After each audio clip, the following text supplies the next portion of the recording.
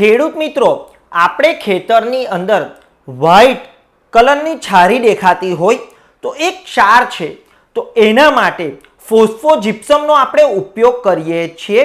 તો આપણે આ જે પણ ફોસ્ફોજિપ્સમ છે એ એગ્રીકલ્ચર યુઝનું લેવું જોઈએ.